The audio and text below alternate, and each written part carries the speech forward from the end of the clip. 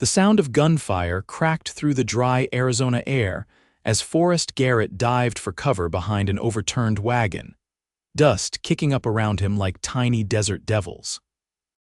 It was 1876, and Forrest, known throughout Copper Canyon territory as Flint, had long ago stopped counting the bullets that had nearly claimed his life or the men who'd fired them. "Give it up, Flint," shouted a voice from behind the saloon. "Ain't no way out this time." Forrest checked his Colt revolver, 2 bullets left, and adjusted the worn leather hat on his head.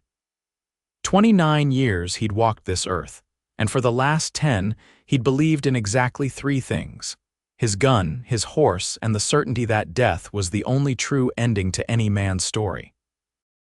Heaven, hell, those were just tales told by preachers to keep folks in line. "You boys picked the wrong day to try me," Forrest called back, his voice steady despite the blood seeping from the graze on his left arm. The bounty on his head had grown since that mess in Tucson last year. A killing he hadn't committed, but in these parts, truth mattered less than a good story and a willing scapegoat. As a half-Cherokee drifter with a reputation for trouble, Forrest had fit the bill perfectly. He spotted movement to his right, a flash of color behind the water trough. Forrest took aim and fired, gratified by the yelp of pain that followed. 1 bullet left. That's when he saw her, a woman with copper hair streaming out from beneath her bonnet, running full tilt toward the chaos with a Winchester rifle in her hands. Before Forrest could shout a warning, she'd taken position behind a stack of crates and fired 2 quick shots toward his pursuers. "Behind the smithy," she called to him, her voice clear as church bells on Sunday morning. "There's a horse waiting." Forrest hesitated only a moment before making his decision. In one fluid motion, he bolted from behind the wagon and ran in a zigzagging pattern toward the blacksmith shop, his lone bullet held in reserve. A shot rang out, kicking up dirt near his boots, but the woman returned fire, giving him the seconds he needed. He found a dappled gray mare tethered behind the smithy, already saddled and ready to ride. "Go north." The woman appeared suddenly at his side, her green eyes flashing beneath the brim of her bonnet. "4 miles up, take the fork east, cabin in the clearing, I'll find you." "Why are you?" Forrest began. "No time." She slapped the horse's flank, sending the mare bolting forward with Forrest barely settled in the saddle. "Ride, Forrest, ride." It wasn't until he was a mile away, the sounds of pursuit fading behind him, that he realized he'd never told her his name. Forrest followed the woman's directions, constantly checking behind him for signs of pursuit. The mountains rose around him like ancient guardians, the pines casting long afternoon shadows across the narrow trail. His wound had stopped bleeding, but his arm throbbed with each beat of his heart. True to her word, he found the cabin a modest but sturdy structure set back against a rock face with a small stream running nearby. He approached cautiously, his remaining bullet ready, but the place appeared deserted. Inside, he found basic supplies: jerky, coffee, bandages. He tended his wound and settled in to wait, his mind swimming with questions about the mysterious woman who'd saved his life. Night fell, and with it came the chorus of desert sounds, coyotes calling, the rustle of nocturnal creatures. Forrest sat by the window, watching the moonlit clearing. He'd nearly dozed off when hoofbeats approached. She arrived alone, dismounting gracefully from a chestnut mare. In the moonlight, with her hair now loose around her shoulders, she looked like something from a fever dream. Forrest met her at the door, revolver at his side. "You're still breathing," she said, a hint of a smile playing at the corners of her mouth. "Good. Thanks to you," Forrest replied, stepping aside to let her enter, "though I'm still trying to figure out why." She set her rifle by the door and removed her dusty riding coat. "My name is Naomi Turner, and I helped you because you're the only man who can help me in return." "You know my name," Forrest said, not bothering to make it a question.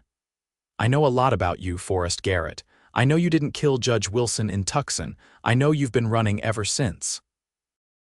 And I know you're the best tracker this side of the Mississippi." Forrest leaned against the rough-hewn table. "That still doesn't explain how you knew where I'd be today." Naomi poured herself a cup of water from the pitcher. I've been following your trail for weeks. When I heard those bounty hunters talking in Copper Canyon about cornering you today, I knew I had to move. Following me? Forrest's eyes narrowed. Why? My brother went missing 3 months ago. He was traveling with a group of surveyors for the railroad, heading through Apache territory. Her voice remained steady, but Forrest could see the worry etched in the fine lines around her eyes. The others were found dead, but Nathan, there was no sign of him. The army says he's gone, but I received this 2 weeks ago. She withdrew a folded paper from her pocket and handed it to Forrest.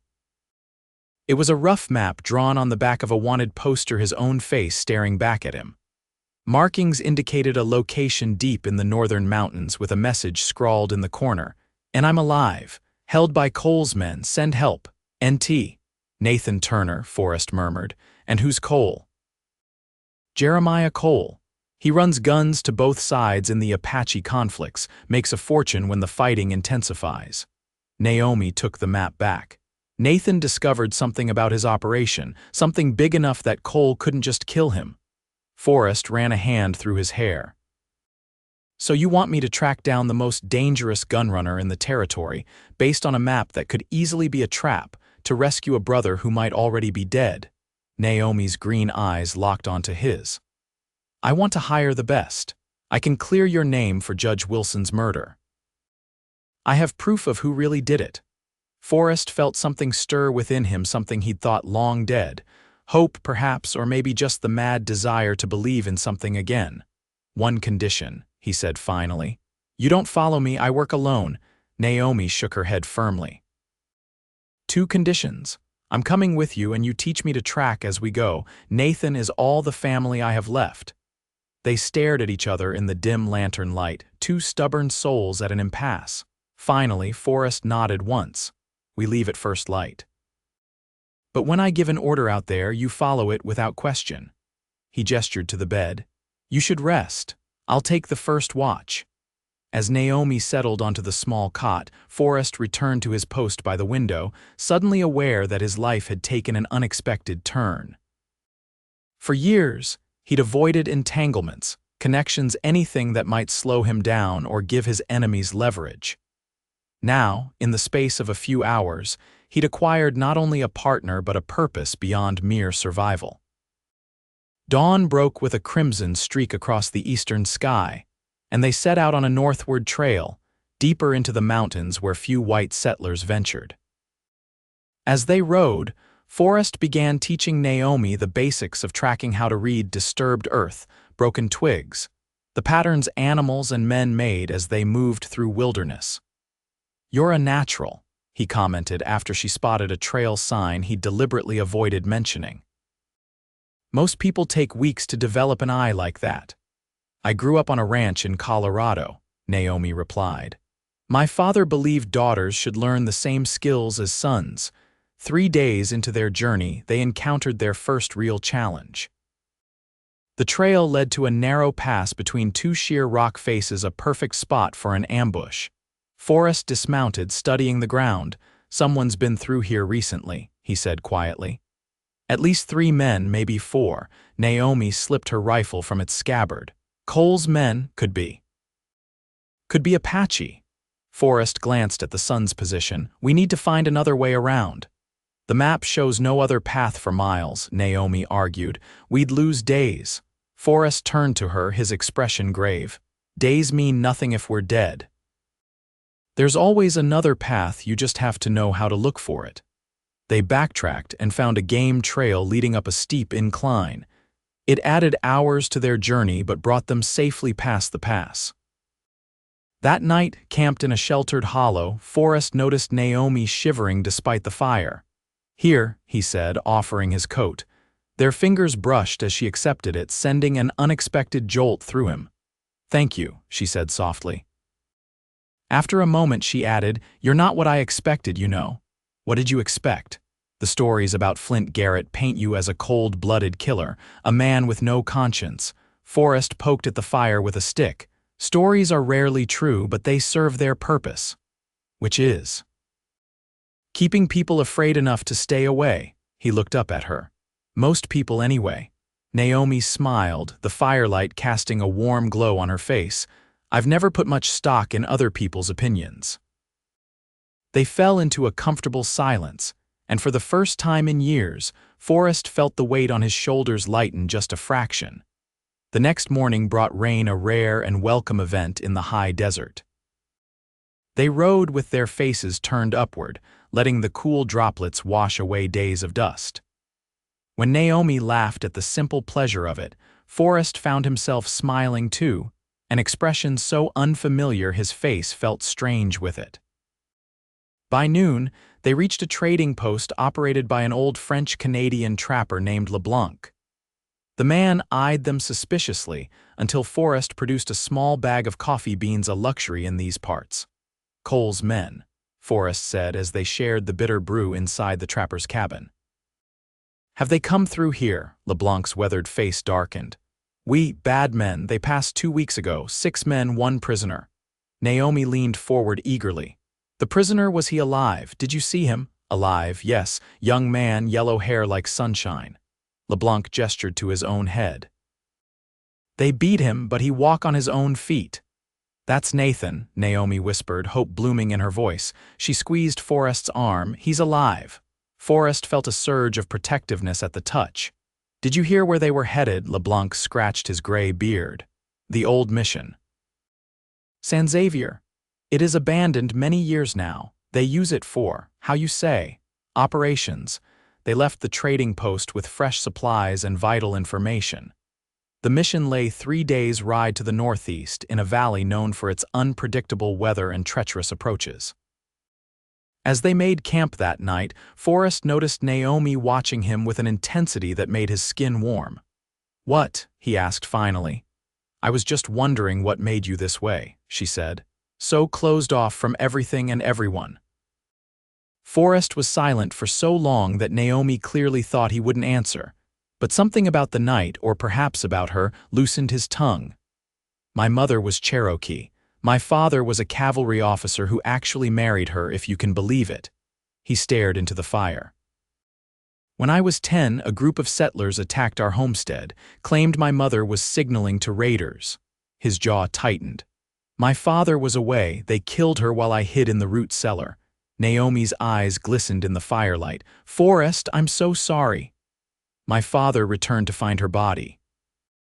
He went mad with grief, started drinking. When he finally shot himself 2 years later, I was on my own." Forrest shrugged. "I learned that this world takes everything you love, so I decided not to love anything." "That's a lonely way to live," Naomi said softly. "It's the only way to survive out here." She moved to sit beside him, her shoulder touching his. "Maybe surviving isn't enough." The simple contact of her body against his sent warmth spreading through Forrest's chest. He'd known plenty of women over the years, but always briefly, always keeping emotional distance. Something about Naomi Turner was different. She saw through his carefully constructed walls as if they were made of glass. The next day brought them to Apache territory. Forrest led them carefully, avoiding the main trails and keeping to areas where their passage would be less noticeable. By midday, however, it became clear they were being watched. "Don't look now," Forrest murmured, "but we've got company on the ridge to our right." Naomi casually adjusted her hat, using the motion to glance in the direction he'd indicated. "How many?" "3 that I can see, probably more we can't." "What do we do?" Forrest considered their options. "We make camp early, build a fire, show we're not trying to hide."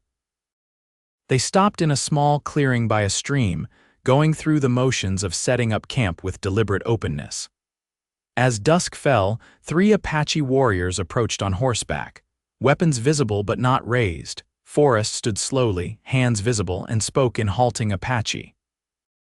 His knowledge of the language was limited, but he managed to convey that they sought a white man held prisoner by Cole's gang.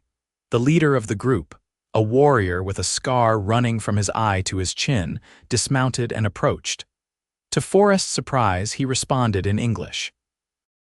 "Cole is enemy to Apache too. He sells guns, then tells soldiers where to find those who bought them." "We don't want trouble," Forrest said. "Just the prisoner." The warrior studied them both, his dark eyes lingering on Naomi. "Woman is brave to come to these lands." Naomi stepped forward. "The prisoner is my brother. I would go anywhere to find him."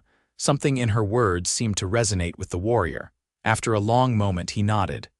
"I am Neshoba. My people will not harm you, but there is danger ahead. Cole has many men at the old mission." "We're grateful for your help," Forrest said, offering Neshoba some of their jerky as a gesture of goodwill. The Apache accepted the food. "There is another way to the mission, through the Canyon of Spirits. It is dangerous, but Cole's men do not watch it." "Why don't they watch it?" Naomi asked. Neshoba's expression remained impassive. "They fear the spirits. Many have died there." After the Apache departed, promising not to interfere with their journey, Forrest and Naomi discussed their options. The canyon route would save them a day, but the warriors' warnings were ominous. "What do you think these spirits really are?" Naomi asked as they huddled by the fire. "Could be anything. Quicksand, poison springs, natural gas pockets that suffocate anyone who camps there." Forrest shrugged. "Or maybe just superstition." "But you don't believe in spirits," Naomi observed. Forrest poked at the fire. "I don't believe in much of anything that I can't see or touch, not even heaven," she asked softly, "especially not heaven." His voice turned bitter. "If there's a God up there watching all this suffering and doing nothing, I want no part of him or his paradise." Naomi was quiet for a long moment. "My mother died when I was 16. Fever took her in 3 days. Before she went, she made me promise to remember that love never truly dies." Her voice grew thick with emotion. "I've held onto that. It's how I know Nathan is still alive." "I would feel it if he weren't." Forrest wanted to tell her that such beliefs were childish fantasies, but the sincerity in her eyes stopped him. Instead, he found himself reaching out to cover her hand with his own.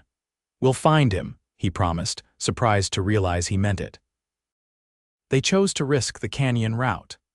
As they descended into the narrow passage the next day, Forrest felt the temperature drop noticeably. The walls rose hundreds of feet on either side, blocking most of the sunlight and creating an eerie twilight even at midday. "It's so quiet," Naomi whispered, her voice echoing slightly despite her soft tone. The canyon floor was littered with bones, mostly animals, but Forrest spotted human remains as well.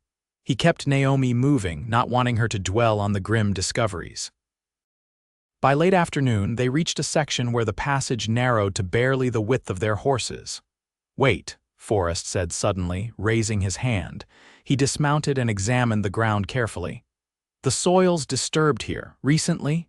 Naomi slid from her saddle. "What does it mean?" Before Forrest could answer, a rumbling sound echoed through the canyon. Dust began to fall from above, and small rocks clattered down the steep walls. "Rockslide," Forrest shouted, grabbing Naomi's arm. "Run!" They abandoned their horses and sprinted forward as the rumbling grew louder. Behind them, a cascade of boulders and debris crashed down, filling the narrow passage they'd just traversed. The force of the slide knocked them both off their feet. When the dust cleared, they found themselves cut off from retreat, their horses buried under tons of rock. "It was triggered," Forrest said grimly, examining a rope and pulley system partially exposed by the slide. "Someone knew we were coming this way." Naomi's face paled. "The Apache," Forrest shook his head. "No, they would have simply killed us if that was their intention." He pointed to boot prints in the dust. "These are white men's tracks, Cole's men most likely. So we're trapped, not trapped, just encouraged to go forward." Forrest checked his revolver and the rifle he'd managed to grab before abandoning his horse. "We've lost our supplies, but we should reach the mission by nightfall if we keep moving." They continued on foot, the canyon gradually widening until it opened into a valley. In the distance, silhouetted against the setting sun, stood the crumbling walls of the old mission. They took cover in a stand of scrub oak to observe the compound as darkness fell. "I count 8 men," Forrest whispered. 4 on patrol, others inside." Naomi squinted at the mission.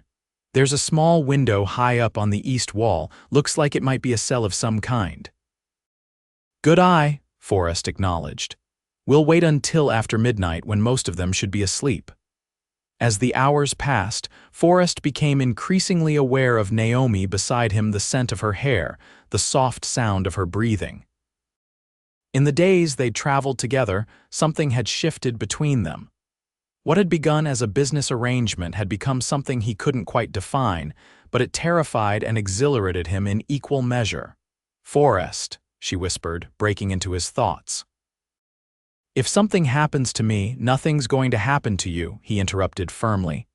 "But if it does," she persisted, "promise me you'll still get Nathan out." Forrest turned to face her, their faces close in the darkness. "We're both walking out of there with your brother, that's a promise." The intensity in his eyes must have conveyed more than his words, because Naomi leaned forward and pressed her lips to his a brief, gentle kiss that sent his heart racing. "For luck," she murmured as she pulled away. Shortly after midnight, with clouds covering the moon, they made their move.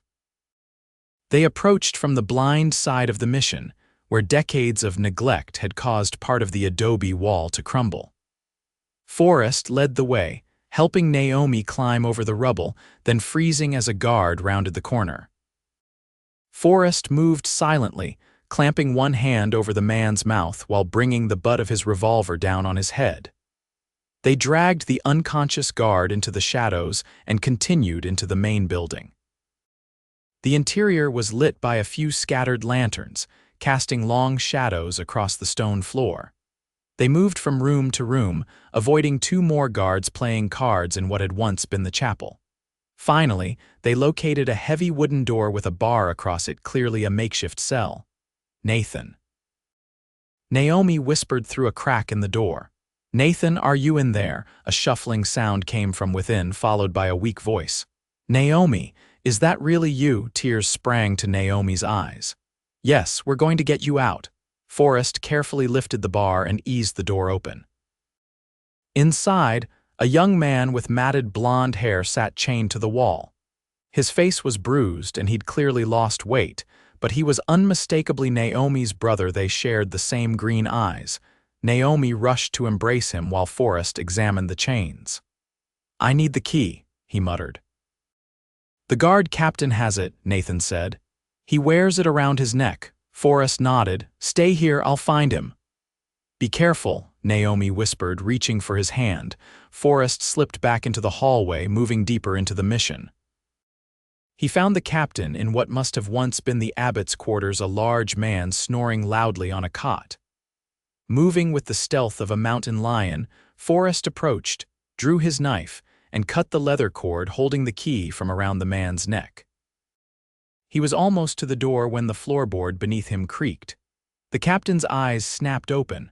"What the?" He lunged for his gun. Forrest drove his fist into the man's throat, silencing his shout, but the struggle sent a table crashing over. Outside, voices raised in alarm. "Time to go," Forrest muttered, running back to the cell. He quickly unlocked Nathan's chains and helped him to his feet. "They're coming," he told Naomi. "We need to move now." They half-carried Nathan through the mission, heading for the back wall they'd entered through. Behind them, shouts and gunfire erupted as Cole's men discovered their captain struggling for breath and the prisoner missing. They had almost reached their exit point when a bullet whizzed past Forrest's ear. He turned to see three men at the end of the corridor, weapons raised. "Get Nathan out," he told Naomi, pushing them toward the exit. "I'll hold them off." "No," Naomi's eyes widened in fear. "Come with us." "Go," Forrest fired twice, forcing their pursuers to take cover. "I'll be right behind you." Naomi hesitated only a moment before helping her brother through the opening. Forrest continued firing, retreating slowly, but a sharp pain in his side told him he'd been hit. He made it through the crumbled wall just as another bullet grazed his temple, the impact sending him sprawling to the ground outside. Dazed and bleeding, Forrest felt hands grabbing him, dragging him away from the mission. His vision swam, Naomi's voice sounding distant as she called his name.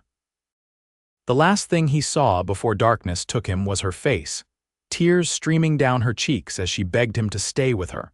Forrest drifted in and out of consciousness, aware at times of movement, of pain, of soft hands tending his wounds. Fever gripped him, bringing nightmares in which he relived his mother's death, his father's suicide, every killing he'd been forced to commit in the name of survival.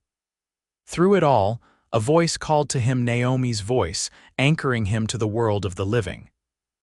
"Forrest," she whispered, cool hands on his burning skin. "Forrest, please, come back to me."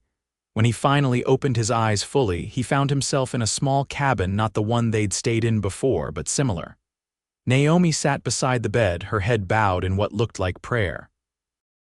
When she noticed he was awake, her face transformed with joy. "Thank God," she breathed, taking his hand in both of hers. "I thought I'd lost you." Forrest's throat felt like sandpaper. "Nathan, he's safe, recovering." She helped him sip water from a tin cup. "We're at a missionary outpost about 20 miles from Cole's hideout. The priest here used to be an army surgeon." Forrest tried to sit up but fell back with a groan. "How long?" "4 days."